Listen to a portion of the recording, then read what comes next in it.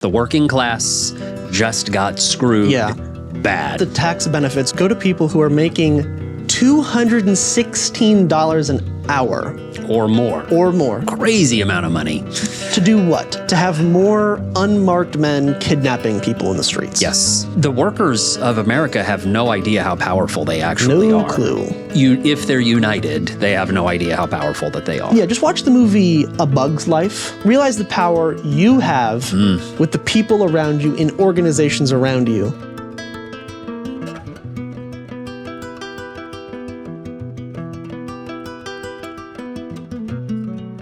The Big Beautiful Bill isn't just a missed opportunity, it's a fascist austerity package. Cuts to food stamps, Medicaid, and work requirements for survival, dressed up with a few tax tweaks and a pat on the head. This is what liberalism gets you. This is what happens when you put your faith in a party that serves capital. Welcome back to the United Front Show. This is Max. This is David Benjamin. Thank you. And it has been a week. I don't. The Big Beautiful Bill has dropped. A big beautiful week. It's been. If you're a billionaire. Yeah. It's been a big ugly week. For the 99%. All but I think 7 people in this country. The working class just got screwed bad. Between Alligator Alcatraz, which I read. Alligator Auschwitz. That's how I read it. On Twitter, I read it as Alligator Auschwitz, like constantly. Yeah. Even though that word was never written. No, it was never written. But your brain. And then I Freudian slipped myself into reading it as Alligator Auschwitz, and then it was read to me out loud as I was looking at it, and I went like, and it's like the word magically changed. And I was like, whoa, it is that. Whoops. I mean, was I wrong? No, you're not wrong. No, I'm not wrong. So I wanted to talk about the Big Beautiful Bill. Yeah. I was talking with a friend about, I always expect Congress to disappoint. At this point, I've kind of grown to just be like, all right, what bad things coming out now from either party. I'm expecting, we've passed this good thing, but it's also like illegal to breathe oxygen. Yeah. I'm expecting something horrible. But this time it was like a little different. With this bill passing, I was like, oh, it's just evil bill. There's not even like a silver lining anywhere that I could try to cling on to. Because usually I can expect the disappointment and try to cling on to like, well, there was this and I have to think about this so I'm not bummed out or whatever. Yep. But it's just the evil bill, which is new to me. Like, it's not evil to corporations and billionaires, but to the working class it certainly is. The way that I put it was, in some sense, because, straight white man, most bills aren't targeting me or you. Most of the time, a bill isn't coming out and saying it's illegal to be you. Yeah, right. Most of the time. Mostly. Where women, minorities, people of color, all that constantly are getting bills passed saying it's illegal to be them. Yes. Effectively. Yes. And so kind of for the first time in some sense, through being working class, I kind of really have experienced a bill that's like, we hate you. Oh, interesting. Other than I know a lot of bills are bad for the working class. I've never experienced one that's so like plain and they're proud of it. Yeah. Usually they dress it up. And so for the first time, I kind of felt just a touch of that despair of like, oh, wow. A new level of empathy for like, I can't imagine what anyone who doesn't look like me experiences in politics constantly. I mean, just for an average white guy like you, you're even impacted. Yeah, just average white guy. Imagine minorities and imagine. I can't, Yeah. I knew it was bad, but I couldn't understand the feeling personally because I never experienced it. Got it. Other than I knew it was bad and I felt horrible. Yeah. But now that I have like just a small, very minute percentage of what that feels like. Yep. Wow. It's bad. So I just wanted to. Yeah, it's true. I'm reaching new levels of empathy for people. Yeah, because now it's affecting you, even though it hadn't affected you before, but you still were on the side of those underprivileged, I can read the bill people. and see how it hurts people. Yeah. I don't like bills that hurt people. All right. But when I'm really targeted directly, I'm like, whoa. Now it's coming after me too. This is, now it's catching up to me. I know what it feels like now. But so I want to fly through a few points. Yeah, let's summary so you don't have to read all 800 in whatever trillion pages it is. Yeah. And Fox News is probably going to lie to you. And CNN is probably going to leave out stuff or it'll be irritating. Undoubtedly. So, Big Beautiful Bill. I'm going to fly through these. Okay. It will add about $3.4 trillion to the deficit. It is an extension of Trump's 2017 tax cuts, which were 95% of the tax cuts went to the top bracket, yes. to the richest among us. Yes. Which is like $450,000 a year. Money that almost none of us will ever make a year. Yes. Almost never. If you see that it says that this bill is a tax cut, that does not mean you. What's that an hour? Your hourly salary would be $216. So for people making $216 an hour. So almost all of the tax benefits go to people who are making $216 an hour. Or more. Or more. So if you aren't making $216 an hour, pretty much it's going to be hurt by his tax cuts. Yep. And the lower you get, the worse it gets. Yeah. The more expensive your life becomes. Those under $15,000 will actually end up paying more taxes. Yeah, it'll round about. Yeah, it's going to end up. Yeah, it's going to end up higher. New work requirements for Medicaid. Yeah. Which will put an estimated 11.8 million people out of healthcare. Yep. Because a lot of the issue you got to think is, I'm disabled, I can't work. A 60-year-old guy who's been doing construction for his whole life can't quite qualify for disability, which is already nightmarish to get qualified for. Yep. He's not old enough for Medicare yet. Like there's like veterans who like don't have an arm who can't get disability. But how can that person work? They don't get healthcare. That's a good way to think about it. Yeah. Funding will be cut to states that provide Medicaid to undocumented people or for gender affirming care, which for clarification, you could argue dental stuff is gender affirming care, hair stuff is gender affirming care, tattoos or tattoo removal is gender affirming care. It's way more than just top or bottom surgery. Like Elon Musk getting hair transplant because he got one. Right. Let's be clear. That's gender affirming care. More hair to look more like a man? That's gender affirming care. We'll keep it moving. Medicaid probably didn't pay for that for Elon. Probably. Yeah, probably not. He probably just held a gun to someone. Raised salt tax write-off limits from $10,000 to $40,000, which benefits wealthy people.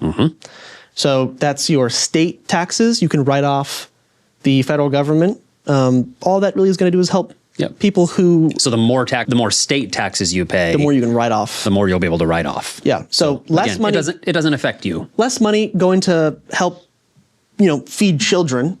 Yep. Or I don't know. Stuff like that. And it's going to help, the huge house in your neighborhood, the richest family in your neighborhood, it's going to help them. But it won't help you. Yep. Similar new work requirements for SNAP, which is food stamps, which affects, I don't know, like over 15 million children. It's like a $300 billion cut. Yeah. So children eating isn't a priority for Republicans. It's cool if they starve. No problem for them. And then so twisted. Another so twisted. Absolutely wild one. $100 billion allocated to ICE as funding, flat funding. I understood it. On top of another $50 billion for the wall, and another. Let me pull the numbers up. So $100 billion to ICE, flat for the next 4 years. They just get the money, and they can spend it whenever they want. They can spend $99 billion of it in a week, or they can spread it out. There's no requirements for how they spend it. Okay. $30 billion for specifically ICE operations. So them breaking into construction sites and places of work in your home to just detain whoever they want to. Yep. That's ICE operations. $30 billion. $30 billion. And another $50 billion for the wall. But those immigrants are going to spend $20 on a ladder. So if I understand it right, ICE's budget is now something like $150 billion. I think $156 billion. If I read it right, something like that. Above that, yeah. So I did look this up. Go ahead and tell us. If you pool all of their money, I'm not counting the wall because that's like it's kind of separate funding. It doesn't go to their operations. Wait a second. You said $50 billion just for the wall? This is for the wall that Mexico was supposed to pay for back from 2016? Yeah, that wall. Okay. Yeah, the wall that Mexico, that's a good point. So I ran some numbers. I crunched some numbers. And by that, I mean I went to Wikipedia.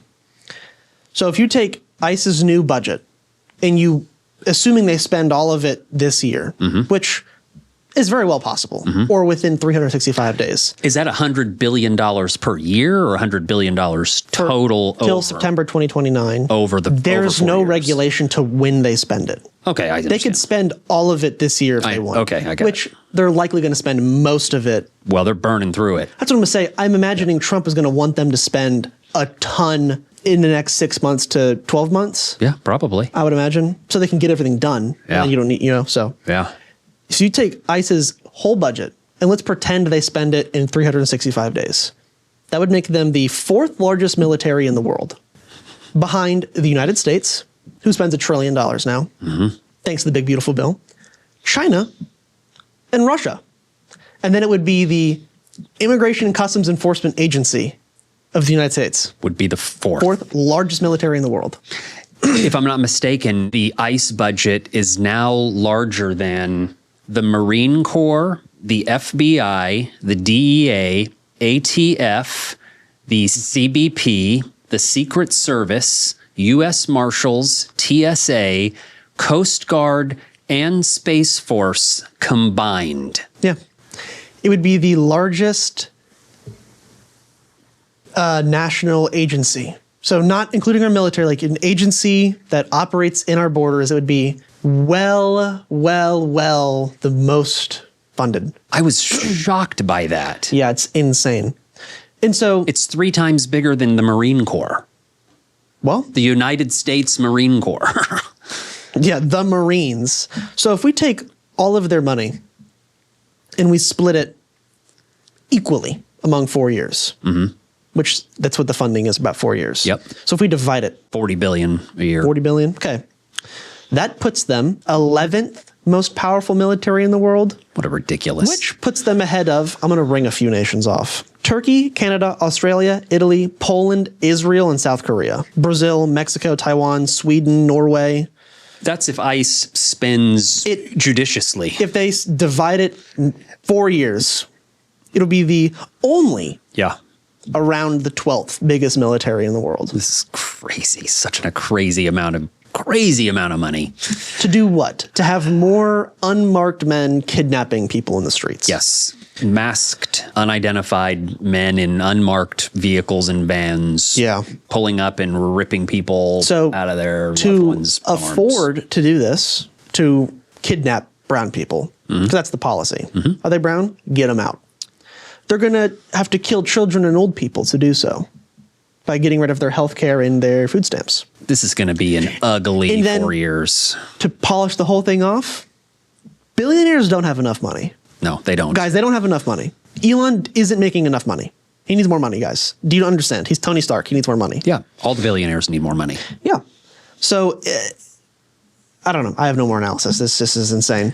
So I have the taste of vomit in the back of my mouth as you're talking. So. Yeah, that's most of us. All right. So now we're kind of in the world of, I want to spend a few more minutes kind of on the back half of this of what do we do?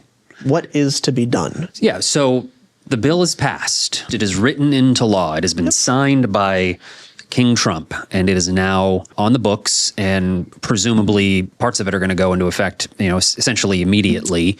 So it's still backloaded to answer your question. They've backloaded a little bit of it to survive the midterms, and then it all comes crashing down. Yeah, there are. Yeah, especially the tax. There's some tax stuff so that doesn't happen until later. Some of the bill, so they can at least not get slaughtered in the midterms. Yeah. What do we do about it? What can we do about it other than, in my mind, I'll tell you what I immediately think that we can do about it, which is probably from a legislative standpoint, not much of anything. How about we sweep everything in 2028 and write our own bigger, more beautiful bill? Yeah. That can, undo much of it. Talk to me about what we can do about it. What are the thoughts you have? So, I don't know about you, but for me, this disillusions me from the system a lot. That wow, we kind of just live in a country and everything's kind of set up in a way that just evil is perpetuated. Kind of hard to take in as a young lad. Yeah, especially on July 4th. And so I see it as 2 ways of going about it. Okay. Kind of two ways you can attack this. I'm open to hear your suggestions. There is a within and a without the system response. All right. And I'm happy to expand. I will expand, but I just wanted to give you that. Immediate thoughts. Work within the context of the system, like electorally vote people in. Through the Democrats and stuff. Through the democratic process, we undo and through the Democrats specifically. Through Democrats specifically. Just because of the nature of the system. And the democratic process. Okay. That would be, to me, within the system. I would say that as and within. then without the system or occurring without or outside of the system, you're talking Black Panthers. Yeah. You're talking unions. Militant. Strikes. Forcing the hand. Protesting. Oh, yeah. That's what I'm talking about. So I'm talking about What is the approach now? Because we're... Yeah, how are we going to get Medicaid back? Let's use that as the one example. How do we get Medicaid back? How do we get health care to elderly people? How do we get children fed? Sure, let's use those examples. So how do we work within the system to do something about that? Within the system, you have to have a lot of faith in the Democrats. It requires a lot of faith in them. And it requires, in my mind, effectively every candidate needs to be Zoran, and they all need to win. And they need to have a majority in the party. Because what will happen is if it's a minority in the party, they're going to get bullied. Yeah, outcasted. Bullied into silence. I think Justice Dems, Nancy Pelosi bullied the hell out of them. So you would have to not only have a ton of Zorans, they would need to be the majority of the House. A ton of Bernies. Half of this Democrat Senate would need to be Bernie. Half of the House of Representatives would need to be Zoran and AOC, which is a mighty task, to say the least. It's a mighty tall task. To say the least. Because a part of the issue is that the system and the elite in the institution does not like Zoran. Of course, he's going after their money. So in order to get Zorans in, you'll be fighting the Republicans and the Democrats in many cases. That's true. Because for example, Governor of New York is saying she will not help Zoran, which is insane. The people voted for Zoran and she goes, I don't care what the people want. I say no. So you have to overcome that obstacle. You'll have to get like 130 of them. So do what we did with Zoran in New York 130 times across the nation, I think is the minimum. Because otherwise you're fighting Hakeem Jeffries being in charge of the party, and good luck. Well, yeah. So, I think Democrats will stop the ratchet to the right. They won't bring more funding to ICE, but I don't think they're going to try to get rid of any. And I point to things that happened after 9/11 that were everybody, but Republicans mainly were reacting to it. And then Obama got in. It's we shouldn't be doing the Patriot Act maybe, or different things like that. Yes. Yeah, didn't do anything. He just left it. Yeah. Just kind of left it all the same. There's going to be a lot of garbage that's left over. So that's a part of, do you believe that'll happen again? Or do you believe it'll be different this time? History has a tendency to repeat itself, folks. It loves to rhyme. Okay. All right. That's an interesting take. It feels impossible or damn near impossible. So that makes me feel more hopeless. Yeah. Because of how impossible. I think the way that I look at it, and we're going to go over the other possible solutions, I think regardless, it is a monumental task. Probably for all of our lives, this bill will exist in some capacity. I'm sure slowly but surely parts of it will be taken back. Like I said, the Democrats will get into office and bring back healthcare for 4 million people. What about the other 8? Right. That's what I anticipate happening a lot, where they'll just incremental change. Chip. And then I'm 60 change. And we're still halfway through, the people got cut off. Yeah, incremental change. We haven't even gotten back. Yep, I know. Yet. I know, just like always. So it's a monumental task. Either way is how I look at it. And so I ask, before we get to the next one, where would you rather spend most of your emotional energy? Or where would you rather generate hope for? If it's nearly impossible regardless, where would you rather exhaust yourself at? Does that make sense? Well, we can exhaust ourselves trying.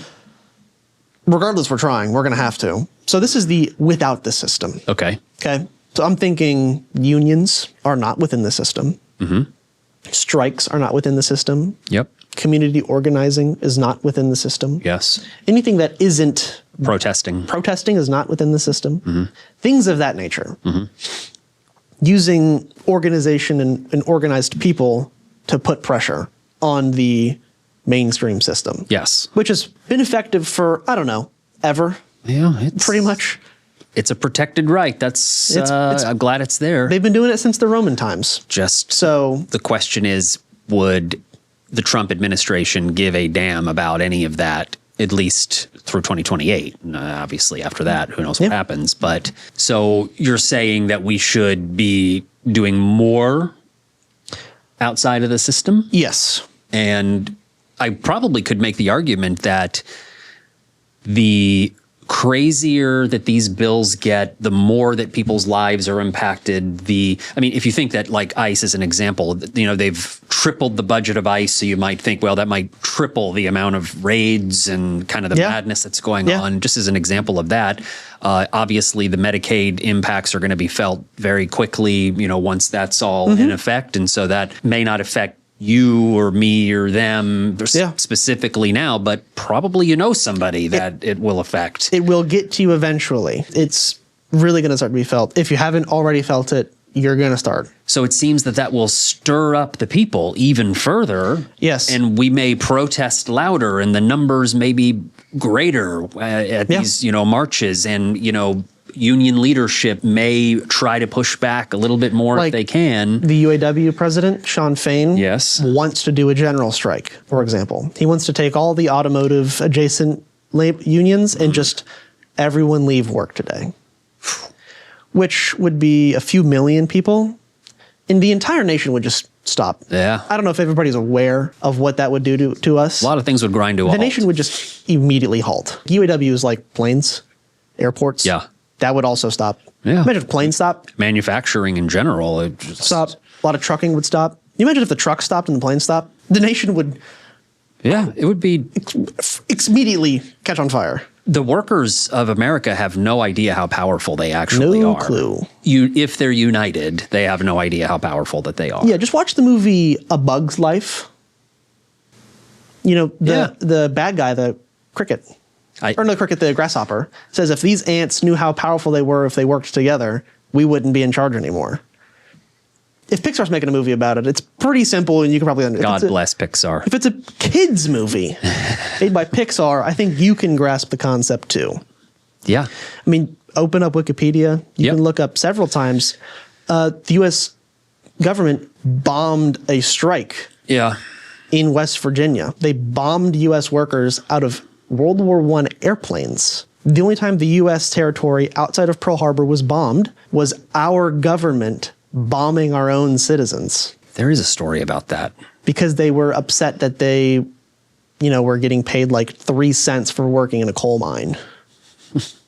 For 19 hours a day. Maybe that's the future we have coming back to us. So I want to, when I think protest, it's not the No Kings protest. It's the Black Lives Matter protests. Not organize and we can't yell at police or we can't yell at anyone and we got to leave by one. No. We're going to fill the entire downtown and we're just filling it up because this is a protest. We're meant to agitate here. That's the point of a protest. Yeah. Not to make the government comfy. Yep. To irritate them. That is the point of a protest. Yeah. At the end of the day. I think,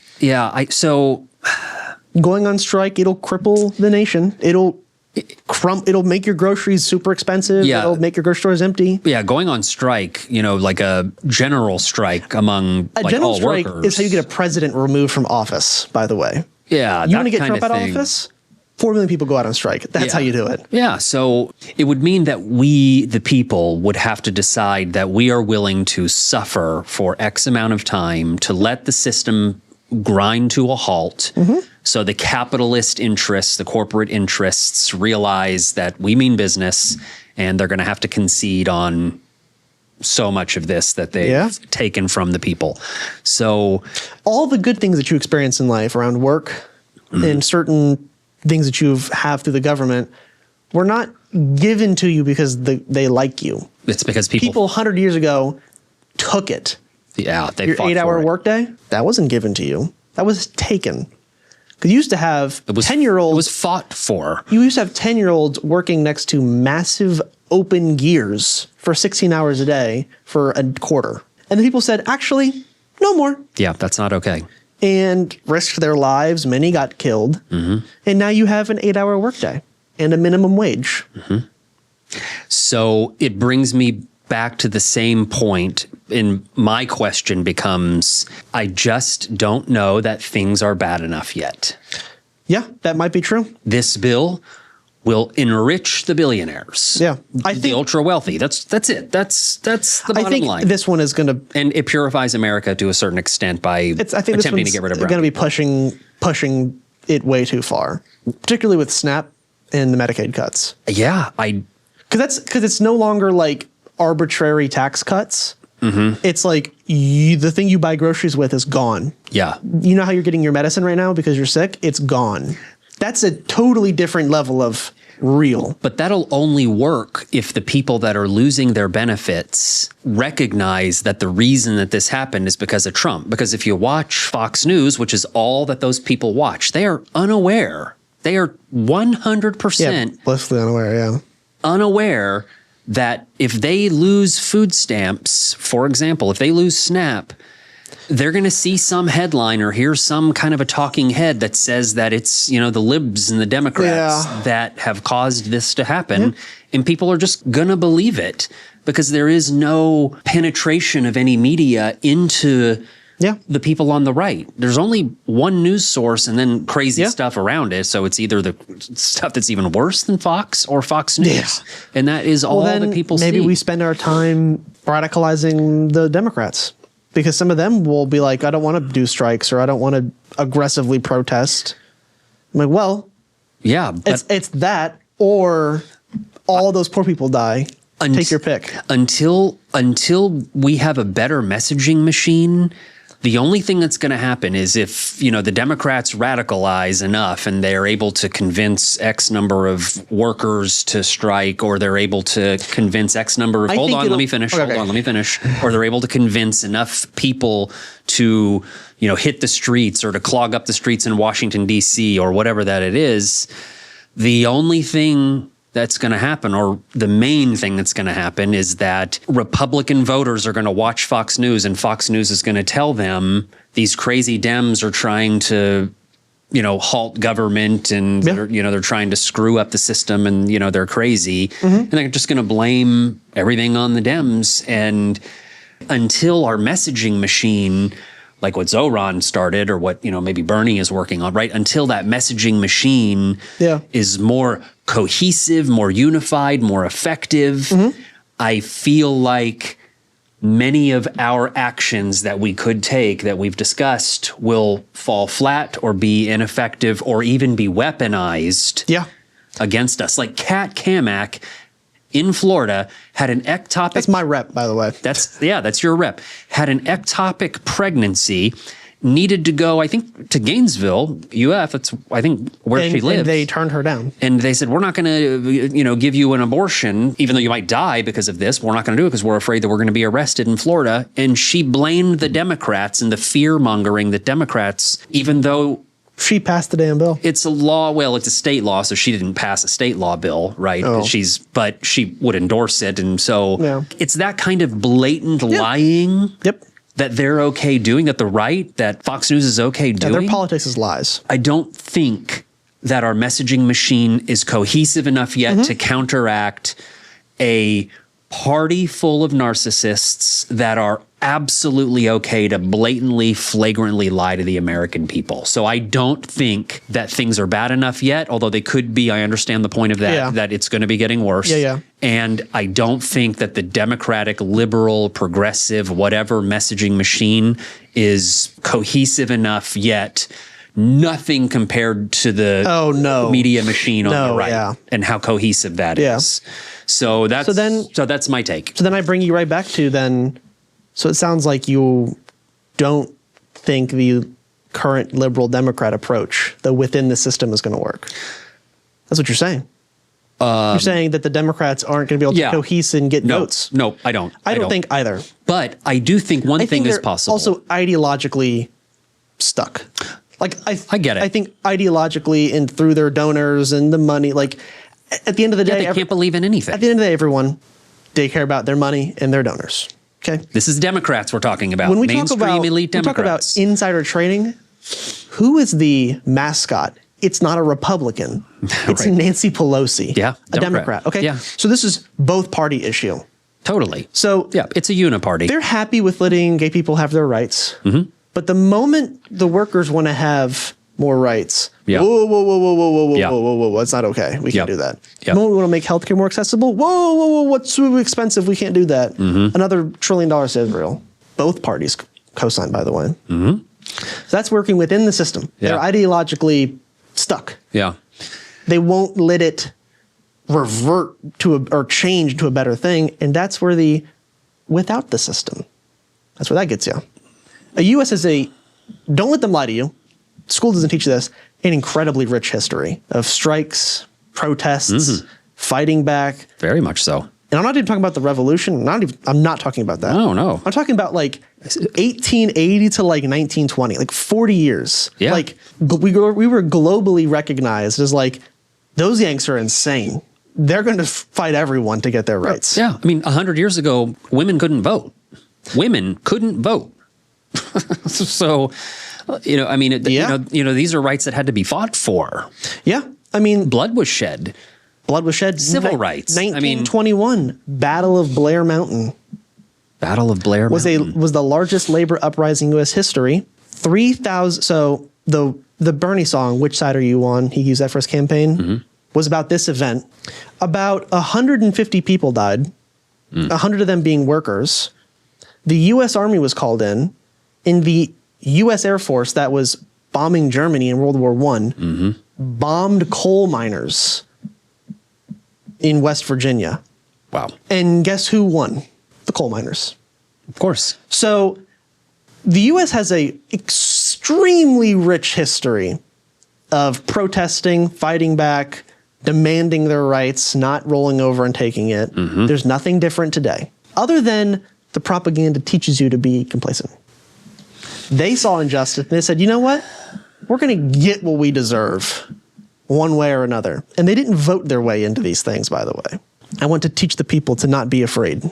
Oh, okay. That's the point you're getting at. Be like, don't worry, this isn't like a new thing you're doing. This is a generations tradition.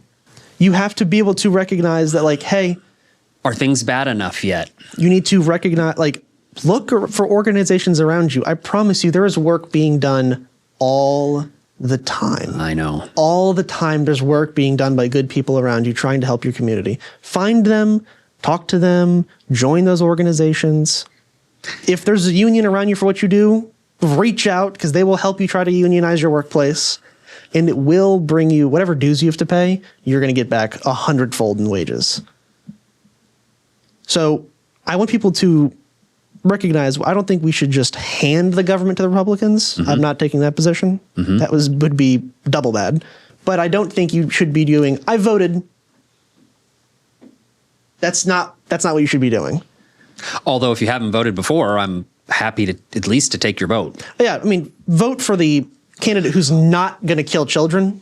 Yeah, I mean, do that. Always vote, and then maybe do even more than vote. Yeah. Once you vote, then you need to. You don't cross your arms and be like, I did everything I could. Yeah. No, there's so much around you that's happening, and so many organizations that are trying to do so many good things. You need to be doing stuff like that. You can't just complain on the internet. I always go back to the Black Panthers. They had the pro-gun Republicans being rabid anti-gun because they had guns. They would have Trump on national television going, guns should be illegal. We got to get rid of the ban guns. That's what they did. Not because they killed anyone, just because they dared to like help the community and like protect them from the police who were killing them. That's what they dared to do. Realize the power you have with the people around you in organizations around you. Collections of people fighting for good things. Realize the power of them around you. Join. I would argue working without the system is how we're going to make it better. Join or die. That's a great, it is on the shirt.